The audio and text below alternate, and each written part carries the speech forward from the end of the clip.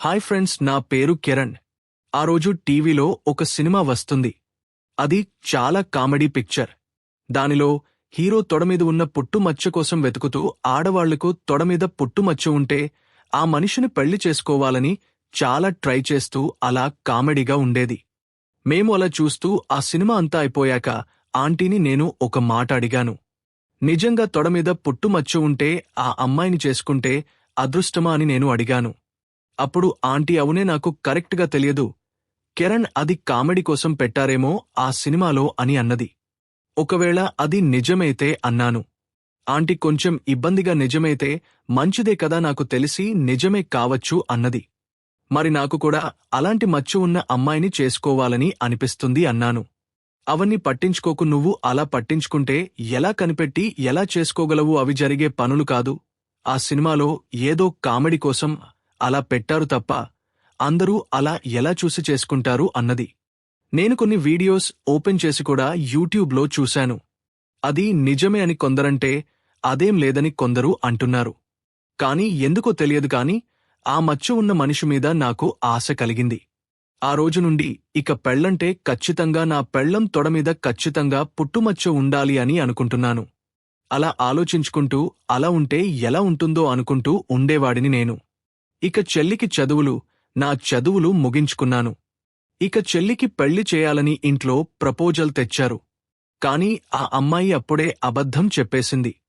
నేను ఏదైనా జాబ్ వచ్చాక చేసుకుందాం అనుకుంటున్నాను, నాకు కనీసం 1 సంవత్సరం టైం ఇవ్వండి, ఈలోపు జాబ్ వస్తే చేసేసుకుంటాను, లేదంటే మీరు చెప్పినట్లే తర్వాత చేసేసుకుంటాను అని చెప్పేసింది. ఇక చెల్లి అలా చెప్పడంతో ఇక నా వైపు చూశారు. ఇంకా ఎందుకు, నువ్వు మాత్రం అమ్మాయికి టైం కావాలంట, నువ్వు పెళ్లి చేసుకో, ఒక పని అయిపోతుంది అన్నారు. నేను మాత్రం జాబ్ లేకుండా ఎలా చేసుకోవాలి ఏంటి అన్నాను. వెంటనే నీకు జాబ్తో ఏం పని ఉంది, మనకి ఆస్తికి ఏం ఇబ్బంది లేదు, నువ్వు జాబ్ రాకపోయినా ఏదో ఒక బిజినెస్ పెట్టుకుని బతకవచ్చు, నీకు ఇబ్బంది లేకుండా నేను సంపాదిస్తాను అన్నాడు అంకుల్. అలా వాళ్లు నన్ను అడుగుతున్నప్పుడు నా మైండ్లోకి ఈ మచ్చ గుర్తుక వచ్చింది. సరే చేసుకుంటాను అన్నాను. కాని అప్పుడు అంకుల్కి ఒక కోరిక ఉందని చెప్పాను. ఏంటది అన్నాడు. నేను నవ్వుతూ ఉన్నాను. ఆంటీ కూడా నవ్వుతూ, అదే కదా నువ్వు చెప్పాలనే అనుకుంటున్నది అన్నది ఆంటీ. ఏమిటది, మీ ఇద్దరూ ఎందుకు నవ్వుతున్నారో చెప్పండి అని అన్నాడు అంకుల్. అప్పుడు ఆంటీ మాత్రం, అది వాడినే అడగండి చెప్తాడు అన్నది. నేను కూడా నవ్వుతున్నాను. చెప్పరా బాబు, ఎందుకు నువ్వు అలా నవ్వుతున్నావు, చెబితే కదా అర్థమయ్యేది అన్నాడు అంకుల్. ఏం లేదు అంకుల్, నాకు తొడమీద పుట్టు మచ్చ ఉండే అమ్మాయిని చేసుకోవాలని ఉంది అన్నాను. అదేం కోరికరా బాబు అని నవ్వుతున్నాడు. ఏమో, అదృష్టం పడుతుందట, చాలా బాగా బతుకుతారంట, కోటీశ్వరులు అవుతారంట, అమ్మాయి కూడా మంచి అమ్మాయి అవుతుందట అని అన్నాను. అవన్నీ కూడా మూఢ నమ్మకాలు, వాటిమీద నువ్వు ఇలాంటి ఆలోచనలు పెట్టుకోమాకు కిరణ్ అన్నాడు. లేదు, ఎందుకో నాకు ట్రై చేయాలనిపిస్తుంది అన్నాను. అలా పెళ్లి సంబంధానికి వెళ్లిన చోట చెబితే వాళ్ళు మనల్ని మెడపట్టుకుని బయటకి గెంటేస్తారు. నీకేం అర్థం కావడం లేదు, మన ఇంట్లో అందరూ ఉన్నట్లు ఫ్రీగా ఉంటారు అనుకోకు, అందరూ ఇళ్లల్లో అలా ఉండరు అన్నాడు. ఇక అందరం నవ్వుతూ ఊరుకున్నాం. ఆ రోజు రాత్రి భోజనం చేసిన తర్వాత ఇక ఆంటీ అంకుల్ వాళ్ల రూంకి వెళ్లిపోయారు. చెల్లి కూడా వెళ్లి పడుకుంది. నేను హాల్లో టీవీ చూస్తూనే ఉన్నాను.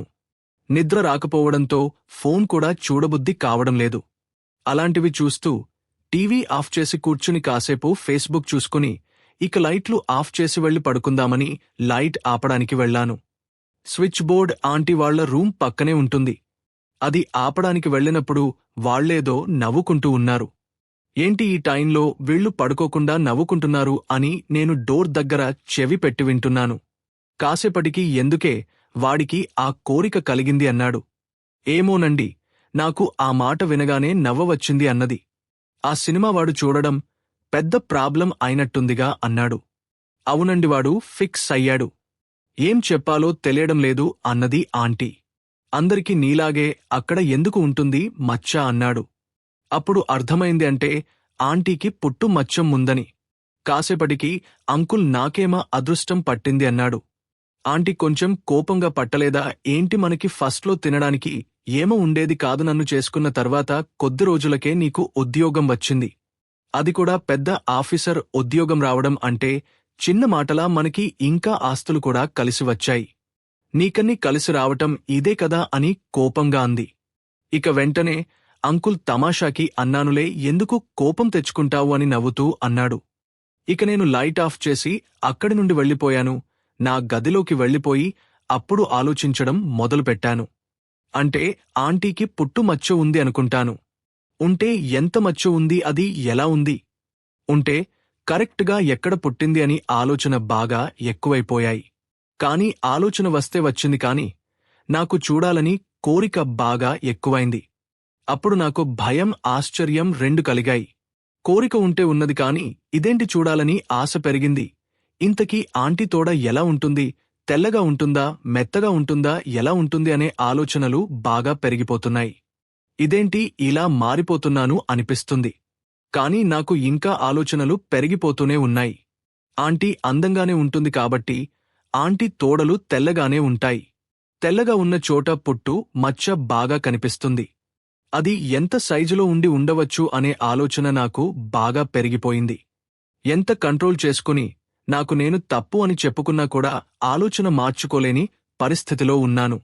అలానే ఫోన్ పక్కన పెట్టేసి గట్టిగా కళ్ళు మూసుకుని ఆ రోజు నిద్రపోయాను. మరుసటి రోజు నిద్ర లేవగానే అదే ఆలోచన వస్తుంది. ఎలా చూడాలి అనుకుంటున్నాను. చూడటం తప్పు అనే విషయాన్ని పూర్తిగా మర్చిపోయాను. ఏమైనా సరే చూడాలి అనే కోరిక కలుగుతూనే ఉంది. ఇది ఏమవుతుందో ఏమో మొత్తానికి అని భయపడుతూ ఉన్నాను. ఇక ఆ రోజు నుండి నా ప్రయత్నం నేను చేస్తున్నాను. ఇంట్లో పని మనిషిని ఆంటీ వద్దని చెప్పింది. అంకుల్ పని మనిషిని పెడతాను అన్నా కూడా ఆంటీ మాత్రం వద్దని చెప్పింది. ఎందుకంటే ఇంట్లో పని చేయడం వల్ల ఆరోగ్యంగా ఉంటారని, శరీరం కూడా దుఘంగా ఉంటుందని ఆమె నమ్మకం.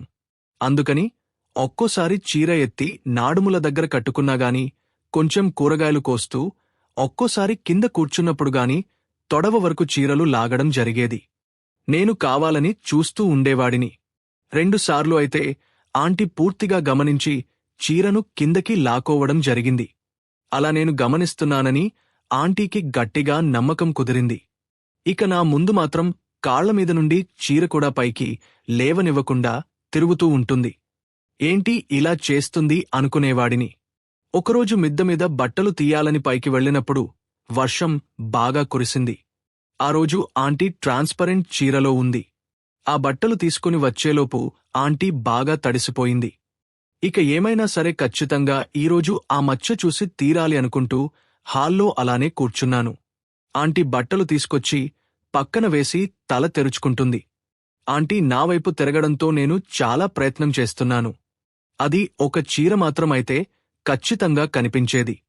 తొడలు కాళ్ల మధ్యలో చీర మొత్తం అంటుకుపోయింది. కాని చీర కింద లంగా ఉండటంతో అసలేం కనిపించడం లేదు. అప్పటివరకు నన్ను పట్టించుకుని ఆంటీ ఒక్కసారి నా వైపు చూసింది. నాకైతే భయమేసింది. చూసి వెంటనే ముందువైపు వచ్చి ఒక్కసారి చూసుకుంటూ వాళ్ల గదిలోకి వెళ్ళిపోయింది. నాకు రోజురోజుకి కోరికలు బాగా పెరిగిపోతున్నాయి.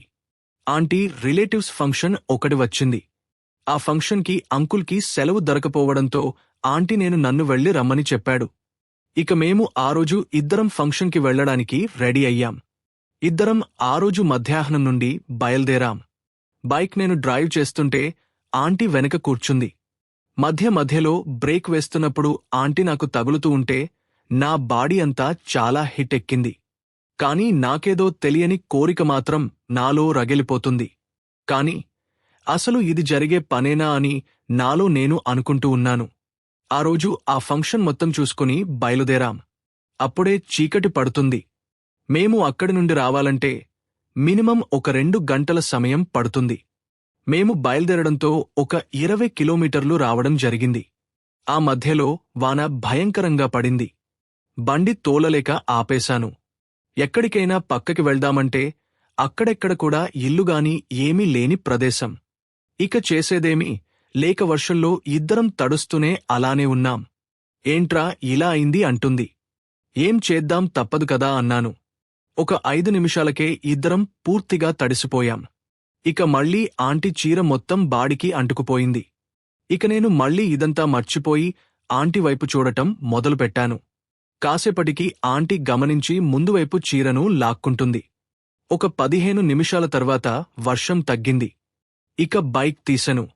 ఆంటీ కూర్చుని వస్తూ ఉంటే, ఆంటీ నాకు తగులుతూ ఉంటే నా బాడీ బాగా వేడెక్కిపోతుంది. అలా కాసేపటికి అలా వేడి ఆంటీకి తెలిసింది. ఏంట్రా ఇంత చలిలో కూడా ఎంత వేడిగా ఉంది నీ బాడీ అంది. నేనేం మాట్లాడలేదు. అయినా ఏంది నువ్వు చేసే పని అన్నది. నేనేం చేశాను అన్నాను. ఈ మధ్య నీ బిహేవియర్ కొంచెం మారింది అన్నది. నేను వెంటనే ఏమైంది అన్నాను. నీ చూపులు చాలా మార్పులు వచ్చాయి అన్నది. ఏంటి అన్నాను. నువ్వు ఎక్కడెక్కడ చూస్తున్నావు అన్నది. ఏం లేదులే మామూలుగానే చూసను అన్నాను. లేదు నీలో చాలా మార్పులు రావడం గమనించాను. అయినా నువ్వు చూసేది కేవలం మచ్చ కోసమే కదా అన్నది. నాకు ఆశ్చర్యంగా అనిపించింది. మాట్లాడలేదు. సరే చూసావు చూసి మాత్రం ఏం లాభం అన్నది. అదేంటి అన్నాను. అవును, ఇప్పుడు మచ్చ ఉండే అమ్మాయిని నువ్వు పెళ్లి చేసుకోవాలని అనుకుంటున్నావు. ఒకవేళ నువ్వు నన్ను చూస్తున్నావు అదే నాకుంటే నన్ను చేసుకోలేవు కదా. ఇక నన్ను చూడడం ఎందుకు, నన్ను ఇబ్బంది పెట్టడం తప్ప అన్నది. ఇబ్బంది ఏంటి అన్నాను.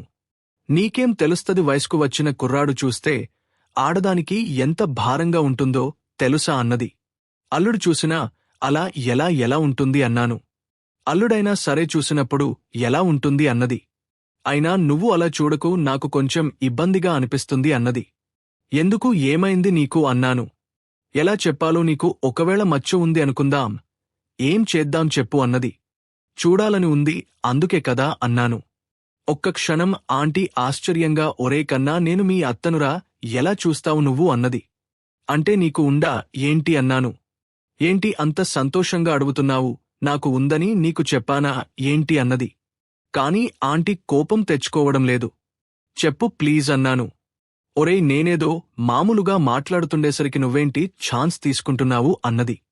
లేదా ఆంటీ చెప్పొచ్చు కదా ప్లీజ్ అన్నాను. అలాంటివి చెప్పేవి కాదులే కాని. బాగా చీకటి పడిపోయింది, పద అంటుంది. వెళ్దాంలే, మనం ఏమైనా ఇక్కడ ఆగే నిలబడి మాట్లాడుకుంటున్నామా ఏంటి. ప్లీజ్ చెప్పు, వామ్మో ఏంటి నువ్వు అంటుంది. చెప్తే ఏమవుతుంది అన్నాను. ఎందుకు అన్నది. తెలుసుకోవాలని అన్నాను. సరే మీ అంకుల్కి చెప్పవు కదా అన్నది. చెప్పలే అన్నాను. ఉంది అన్నది. వెంటనే ఎక్కడ అన్నాను. ఇదిగో అదే వద్దంటుంది.